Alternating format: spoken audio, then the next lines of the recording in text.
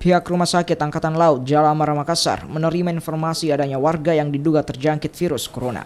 Petugas kemudian langsung melakukan penanganan dengan dilengkapi pakaian khusus.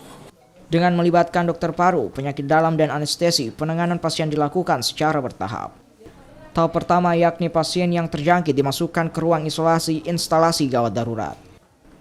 Usai observasi di ruangan isolasi IGD, pasien dibawa ke ruangan isolasi tahap 2 untuk mendapatkan perawatan khusus yakni pemeriksaan darah.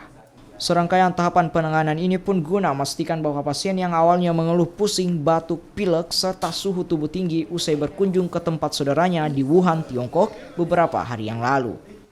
Dengan adanya simulasi ini diharapkan agar seluruh personil TNI Angkatan Laut dan tenaga medis sigap dalam melakukan penanganan terhadap pasien terjangkit virus corona, termasuk prosedur penanganan yang dilakukan tepat dan tidak menular ke orang lainnya.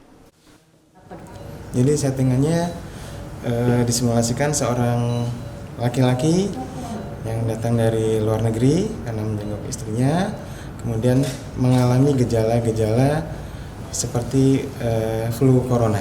Jadi gejala pertama yang utama adalah mirip dengan gejala flu biasa, tapi yang dominan adalah radang tenggorokan. Tapi yang menjadi kunci adalah